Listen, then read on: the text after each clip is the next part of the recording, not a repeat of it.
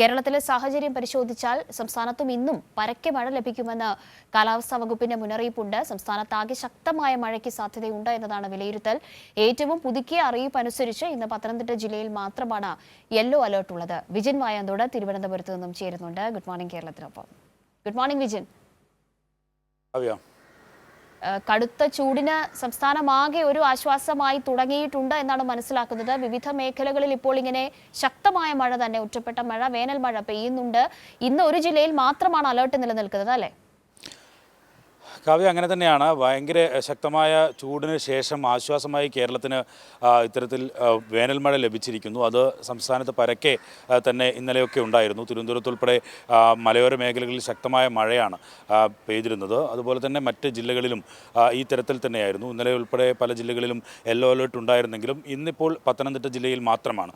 ഇന്നലെ പുറപ്പെടുവിച്ച മുന്നറിയിപ്പ് പ്രകാരം ഈ മഞ്ഞ അലേർട്ട് ഉള്ളത്.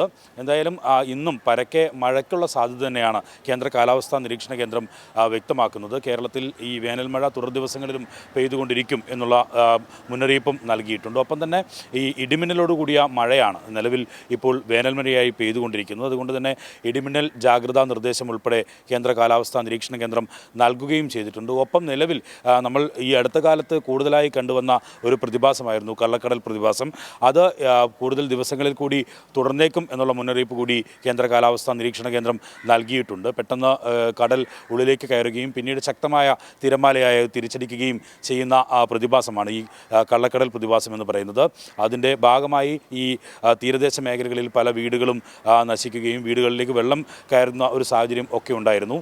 ഇത് വരും ദിവസങ്ങളിലും മഴയുണ്ടെങ്കിലും തുടരും എന്നുള്ള മുന്നറിയിപ്പാണ് നിലവിൽ ഉള്ളത്. എന്തായാലും പത്തനംതിട്ട ജില്ലയിലാണ് ഇന്ന് യെല്ലോ അലേർട്ട്. മലയോര മേഖലകളിലും തീരദേശ മേഖലകളിലും ഒക്കെ പ്രത്യേക ജാഗ്രതാ നിർദ്ദേശം നൽകിയിട്ടില്ലെങ്കിലും ഈ ഇടിമിന്നൽ ജാഗ്രതാ നിർദ്ദേശവും ഒപ്പം തന്നെ കള്ളക്കടൽ പ്രതിഭാസത്തിൻ്റെ ഭാഗമായി കടൽ കരയിലേക്ക് കൂടുതലായി കയറാനുള്ള ഒരു സാഹചര്യവും മുന്നിൽ കണ്ട് അതിനുള്ള ജാഗ്രതാ നിർദ്ദേശവും നൽകിയിട്ടുണ്ട്. ഒപ്പം ഇടിമിന്നലോടുകൂടിയ മഴ പരക്കെ സംസ്ഥാനത്ത് ഉണ്ടാകും എന്ന മുന്നറിയിപ്പാണ് നിലവിൽ ഇപ്പോൾ കേന്ദ്ര കാലാവസ്ഥാ നിരീക്ഷണ കേന്ദ്രം നൽകിയിരിക്കുന്നത്. കാവ്യ, വിജിനി, വേനൽ മഴയുമായി ബന്ധപ്പെട്ട അപ്രതീക്ഷിതമായ ഒരു സമയക്രമമാണ്. പ്രവചിക്കാനാകാത്ത ഒരു സാഹചര്യത്തിലൊക്കെയാണ് ഈ മഴ ഇങ്ങനെ ഇടവിട്ട് പെയ്തുകൊണ്ടിരിക്കുന്നത്. ഈ താപനിലയുമായി ബന്ധപ്പെട്ട നിരവധി അറിയിപ്പുകൾ അല്ലെങ്കിൽ ജാഗ്രതാ നിർദ്ദേശങ്ങൾ നിലനിൽക്കുന്നുണ്ടായിരുന്നു. അത് പിൻവലിച്ചൊരു സാഹചര്യം ഇപ്പോഴുണ്ടോ? കാവ്യ, കഴിഞ്ഞ 2-3 ദിവസമായി താപനിലയിൽ കാര്യമായ കുറവ് ഉണ്ടാകുന്നു എന്നുള്ളത് തന്നെയാണ് ഏറ്റവും ആശ്വാസകരമായ കാര്യം എന്ന് പറയുന്നത്. കടുത്ത ചൂടായിരുന്നു കേരളത്തിൽ ഉണ്ടായിരുന്നത്. പാലക്കാട് ഉൾപ്പെടെയുള്ള ജില്ലകളിൽ ഈ താപനിലയിൽ ഡിഗ്രി സെൽഷ്യസിൽ കാര്യമായ കുറവ് തന്നെ ഉണ്ടായിട്ടുണ്ട് എന്നുള്ളതാണ് ഇപ്പോൾ വരുന്ന റിപ്പോർട്ടുകൾ പ്രകാരം ഉള്ളത്. കേന്ദ്ര കാലാവസ്ഥാ നിരീക്ഷണം കേന്ദ്രം പുറപ്പെടുവിക്കുന്ന ആ ജാഗ്രതാ നിർദ്ദേശവും കണക്ക് പ്രകാരവും അത്തരത്തിൽ താപനില കേരളത്തിൽ കുറയുന്നു. അതിൻ്റെ ഭാഗമായി വൈദ്യുതി ഉപയോഗം ഉൾപ്പെടെ കുറഞ്ഞതിൻ്റെ കണക്കുകൾ ഉൾപ്പെടെ പുറത്തു വരികയും ചെയ്തിട്ടുണ്ട്. എന്തായാലും വേനൽമഴ ശക്തമാകുന്നു എന്നുള്ളത് തന്നെയാണ് പ്രധാനപ്പെട്ട കാര്യം. ഒപ്പം തന്നെ ഇപ്പോൾ മെയ് പകുതിയായിക്കൊണ്ടിരിക്കുന്നു.